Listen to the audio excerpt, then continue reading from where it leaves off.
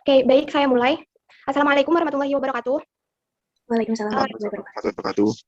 jadi saya di sini sebagai sekretaris dari usaha mikro Sampan Dessert. Di sini kami akan menjelaskan mengenai produk yang kami kembangkan untuk menjalin kerjasama mitra. Untuk selanjutnya, saya serahkan langsung kepada pemilik dari usaha mikro tersebut, kepada Hudas, dipersilakan. Baik, teman-teman, di sini saya akan menjelaskan dasar gagasan usaha pada produk kami. Yang pertama yaitu ada prospek pasar. Prospek pasar tersendiri yaitu di Indonesia sedang menghadapi sebuah pandemi COVID-19 yang semakin hari semakin bertambah jumlah yang terinfeksi. COVID-19 atau juga bisa disebut coronavirus merupakan virus yang dapat menyerang manusia dan hewan serta gejalanya berupa infeksi yang serupa dengan virus MERS atau SARS.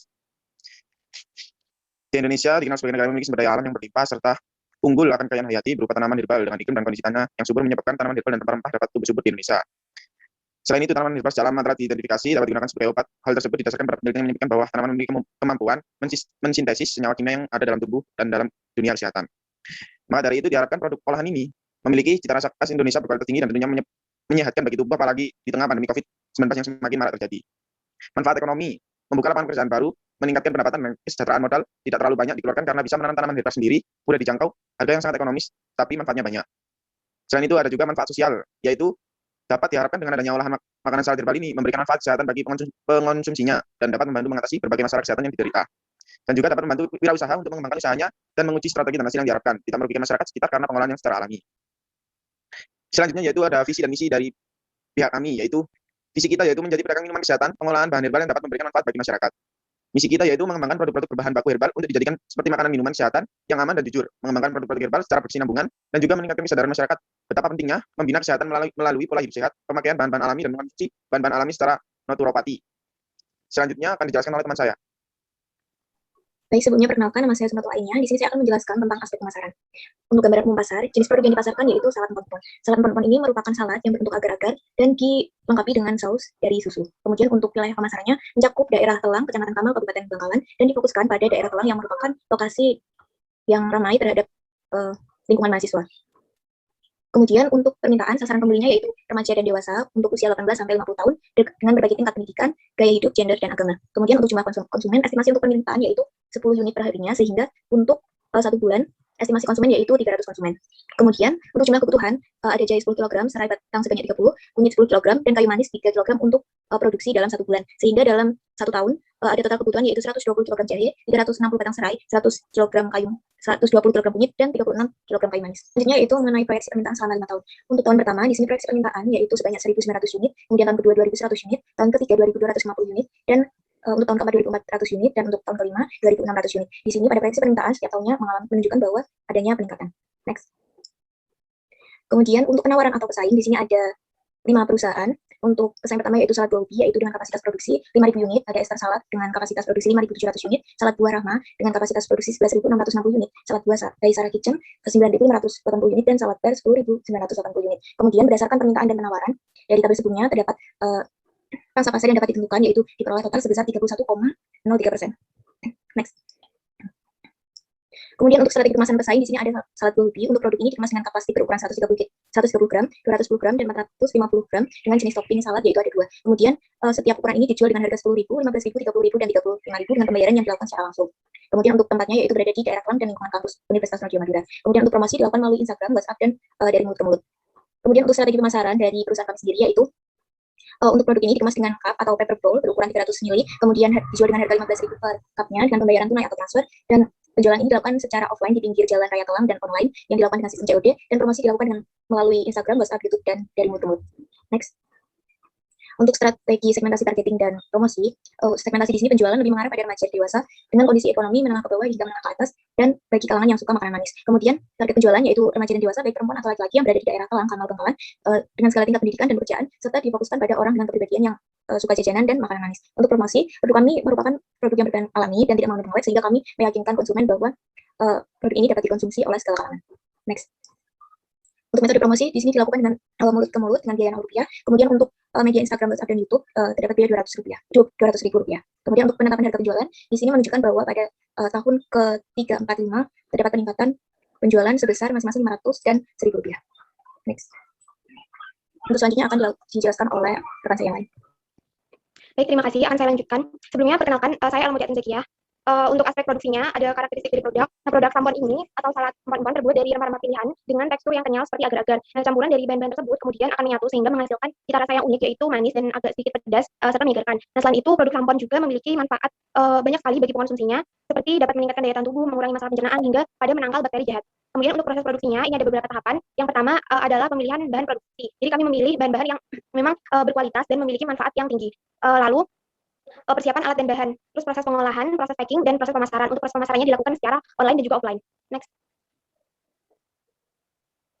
Untuk kapasitas produksinya sendiri, kami dari tahun ke tahun merencanakan kapasitas produksi yang meningkat. Jadi pada tahun pertama yaitu sebesar 3.600 dan terus meningkat hingga tahun keempat yaitu sebesar 4.680. Untuk lokasi usaha sendiri yang dipilih yaitu di Perumahan Talang Indah, Kecamatan Kamal. Nah, dipilihnya lokasi tersebut karena dianggap lokasi yang strategis dan merupakan daerah yang padat mahasiswa. Selain itu juga selain padat akan mahasiswa, terdapat tempat-tempat yang strategis di sekitar lokasi berdirinya usaha ini seperti ada SMAN Kamal, SMKN Kamal, dan terdapat pula beberapa perumahan warga.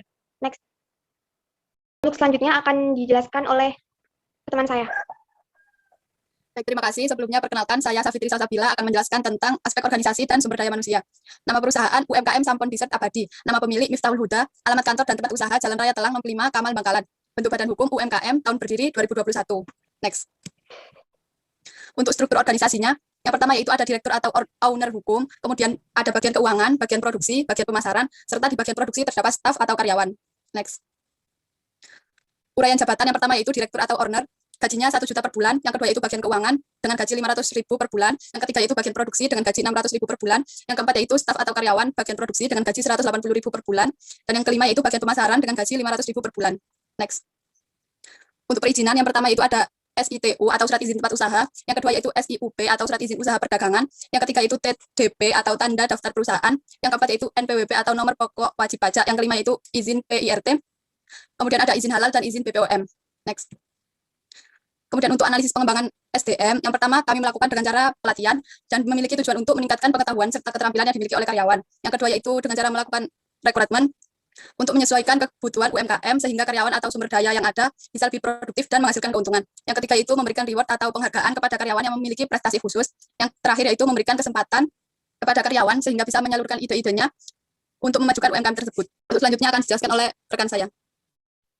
Baik, terima kasih. Untuk selanjutnya di bagian aspek keuangan, untuk yang pertama adalah initial investment, ada investasi fixed asset, yaitu ada 2 bangunan dan mesin peralatan. Untuk bangunan sendiri dengan total harga 417.000 dan mesin peralatan dengan total 820.000 sehingga total harga tetapnya adalah 1.237.000.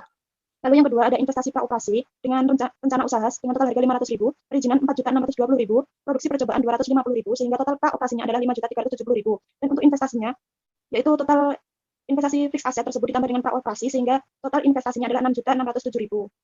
Lalu untuk modal kerjanya sendiri ada bahan baku dan upah tenaga kerja dengan jumlah total harganya 3.752.000 dan untuk upah tenaga kerjanya ada 2 orang dengan total harga 180.000 dan per orangnya adalah 30.000 untuk sekali produksi. Lalu untuk biaya usahanya ada biaya direktur atau owner dengan total harga 1 juta, biaya bagian keuangan dengan total harga 500.000, biaya bagian produksi dengan total harga 600.000 dan biaya bagian pemasaran dengan total harga 500.000 dan untuk biaya sewa bangunan dengan total 417.000 sehingga total biaya usaha adalah 3.017.000 sehingga total modal kerjanya adalah 6.949.000. Untuk total biaya proyeknya yaitu total modal kerja dengan total sebelumnya yaitu 6.607.000 ditambah dengan 6.949.000 menjadi 13.556.000. Dan untuk sumber pembiayaan proyek ada modal sendiri dan pinjaman. Dengan modal sendiri porsinya 76% sebanyak 10.320.560 dan pinjaman sebanyak 24% yaitu 3.253.440 sehingga total semuanya adalah 13.556.000. Untuk laba ruginya sendiri dari penjualan tahun pertama yaitu 54 juta dan biaya produksi 6.092.000 sehingga laba kotornya adalah penjualan dikurangi dengan biaya produksi menghasilkan 47.908.000 dan total biaya usaha pada tahun pertama yaitu 36.200.000 sehingga laba usahanya laba kotor dikurangi dengan total biaya usaha yaitu 11.708.000. Untuk biaya bunganya sendiri yaitu 300.000 dan laba sebelum pajaknya yaitu laba usaha dikurangi dengan biaya bunga yaitu 11.408.000. Untuk pajaknya sendiri yaitu 57.040 dan laba yang dihasilkan yaitu 11.350.960 sehingga BEP 100%-nya adalah pada tahun pertama 0,24%. Untuk tahun-tahun berikutnya dapat dilihat di PPT. Dan selanjutnya untuk penyusutan sendiri ada beberapa penyusutan yaitu bangunan, mesin dan peralatan kendaraan dengan jumlah total penyusutan adalah 332.575. Mungkin dari kelompok ini sudah, saya kembalikan ke moderator. Baik, sekian penjelasan dari kelompok kami. Untuk selanjutnya, kami serahkan kepada pihak mitra untuk memberikan pertanyaannya. Saya selaku pihak bank ingin mengajukan pertanyaan kepada pihak perusahaan, yaitu apakah pihak perusahaan melakukan kerjasama dengan bank lain, dan jika misalkan ada, apa yang meyakinkan Anda untuk melakukan kerjasama dan mengajukan pinjaman pada pihak kami? Mengapa tidak hanya dengan satu bank saja? Lalu, apakah pihak perusahaan Anda dapat memastikan dan menjamin profit perusahaan akan terus meningkat setiap tahunnya sehingga pelunasan pinjaman dapat dilakukan tepat waktu? Terima kasih. Baik, terima kasih. Akan langsung saya jawab. Jadi pihak perusahaan kami itu hanya melakukan kerjasama dengan satu pihak bank saja, karena kami pikir dengan melakukan kerjasama dengan satu pihak bank saja kami sudah cukup, maksudnya sudah memberikan modal yang cukup untuk kami untuk melakukan proses produksi untuk menjalankan usaha. Dan kalau ditanya apakah usaha kami dapat menjamin profit meningkat setiap tahunnya, jawabannya ya, kami menjamin profit yang meningkat setiap tahun, karena dilihat dari jenis produk yang kami jual itu perusahaan kami bisa dibilang sebagai pelopor dari produk salad rempah-rempah yang kedepannya memiliki prospek yang sangat bagus. Nah, apabila konsisten melakukan promosi, saya yakin perusahaan kami ini akan dapat dikenal lebih luas oleh masyarakat dan sehingga dapat meningkatkan penjualan. Nah, dengan profit penjualan yang semakin bertambah setiap tahunnya, kami yakin juga dapat membayar pinjaman yang kami pinjam dari bank tersebut. Terima kasih. Apakah jawaban saya bisa diterima? Bisa. Terima kasih. Baik, terima kasih. Saya serahkan kepada mitra yang lain untuk memberikan pertanyaannya. Saya Priya Kurnia dari sebagai Dinas Kesehatan ingin bertanya, apakah kemasan makanan di produk Anda itu pada plastik yang Anda gunakan untuk mengemas produksi makanan itu aman? Dan menurut Anda seberapa amankah kemasan plastik itu? Apakah ada efek sampingnya untuk kesehatan konsumen? Terima kasih. Terima kasih untuk pertanyaannya. Untuk sebenarnya produk kemasan dari produk yang kami buat sendiri tidak menggunakan plastik, tapi menggunakan paper bowl, dan paper bowl sendiri jauh lebih aman ketika dipakai untuk makanan atau minuman, baik dalam kondisi panas ataupun dingin, karena bahan paper bowl sendiri tidak mengandung bahan racun, sehingga tidak akan menimbulkan efek samping berbahaya bagi manusia ketika dipakai mengemas makanan atau minuman yang akan dikonsumsi. Terima kasih. Selanjutnya, pihak mitra yang lain untuk memberikan pertanyaannya. Baik, saya Septianing Fideliswada selaku pihak asuransi ingin menanyakan kepada pihak perusahaan Anda. Seberapa yakin usaha yang Anda lakukan ini dapat bertahan? Coba sebutkan beserta alasan-alasan dari perusahaan Anda. Terima kasih. Berapa yakin perusahaan kita untuk bertahan? Saya sangat yakin. Karena apa? Karena perusahaan kita adalah salah satu pelopor produk salad yang terbuat dari rempah-rempah, di mana disebut produk tersebut memiliki beberapa manfaat bagi untuk tubuh kita, apalagi di sekarang pandemi COVID-19. Untuk masalah yakin, kita sangat yakin sekali dengan kita menjadi salah satu pelopor perusahaan, dengan salah satu pelopor kita perusahaan salad dengan menggunakan produk rempah-rempah ini. Karena di mana produk kita adalah untuk memberikan manfaat bagi untuk kalangan orang-orang menengah ke atas maupun orang kalangan yang bawah. Baik, terima kasih atas jawabannya. Apakah jawaban tersebut bisa diterima? Ya, bisa diterima. Terima kasih. Untuk selanjutnya, silakan mitra yang lain untuk mengajukan pertanyaannya juga. Baik, saya dari Tani. Saya ingin bertanya kepada bagaimana pandangan Anda tentang cita rasa rempah dalam penjajal? Apakah rasanya tidak lebih menuju ke rasa perjamuan? Ada segmentasi yang Anda buat, apakah ya rempah rasanya manis? Yang saya ketahui rempah-rempah biasanya itu rasanya pahit, asam, dan yang biasanya itu masam, pahit. Terima kasih. Baik, saya akan menjawab pertanyaannya. Di sini sebenarnya rempah-rempah yang kami pilih ini merupakan rempah-rempah yang sudah umum digunakan untuk membuat jamu, dan rasanya ini tidak begitu kuat daripada rempah-rempah yang lainnya.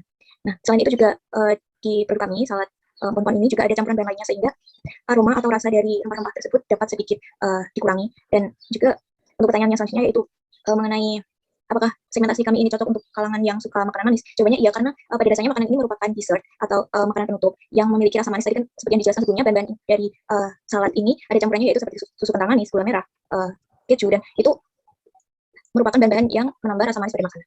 Kemudian untuk sumber dari bahan kami, itu kami mengambil bahan pokok produksi kami dari Pasar Kamal yang memiliki lokasi terdekat dengan tempat produksi kami. Terima kasih. Baik, apakah jawabannya bisa diterima? Baik, bisa. Terima kasih. Terima kasih. Untuk yang terakhir, mitra yang terakhir bisa mengajukan pertanyaannya. Baik, sebelumnya perkenalkan saya Nova Febriana dari pihak investor. Pertanyaan saya, perusahaan kalian pastinya sudah menetapkan target produksi dalam jangka waktu tertentu. Bagaimana apabila jumlah permintaan konsumen melebihi target produksi yang telah Anda tetapkan? Apakah Anda akan menolak permintaan tersebut atau akan menerimanya? Biasanya kan jika target produksi itu berubah, maka akan dapat berpengaruh terhadap catatan-catatan dalam perusahaan. Terima kasih. Baik, terima kasih. Saya akan menjawab pertanyaannya. Apabila jumlah permintaan konsumen melebihi target yang telah ditetapkan sebelumnya, maka kami akan tetap menerima permintaan konsumen tersebut dengan cara menampung permintaan terlebih dahulu dan menggunakan sistem pre-order agar bisa dilakukan produksi. Karena semakin banyak permintaan konsumen juga akan menambah pendapatan perusahaan serta menambah penghasilan investor. Meskipun terdapat akibat dari tindakan yang kami ambil itu seperti merubah pencatatan target di setiap bagian seperti bagian keuangan, bagian pemasaran, dan lain-lain. Terima kasih. Baik, terima kasih. Apakah jawabannya bisa diterima? Ya, bisa. Terima kasih atas jawabannya. Baik, terima kasih kepada kelima mitra bisnis yang telah mengajukan pertanyaannya. Untuk selanjutnya, saya serahkan kepada ketua. Apakah ada yang ingin disampaikan? Baik, terima kasih pada teman-teman. Saya harap dengan kerjasama kita dapat bisa mengambil keuntungan yang sebesar-besarnya dan bagi perusahaan kita masing-masing. Dan untuk teman-teman mitra, kita bisa menambah produk dengan sistem keunggulan kita masing-masing. Itu saja yang bisa saya sampaikan. Terima kasih. Terima kasih kepada ketua yang telah memberikan ucapannya. Karena saya rasa cukup, rapat kali ini bisa saya akhiri. Mohon maaf apabila terdapat kesalahan baik yang itu disengaja maupun tidak. Terima kasih. Wassalamualaikum warahmatullahi wabarakatuh.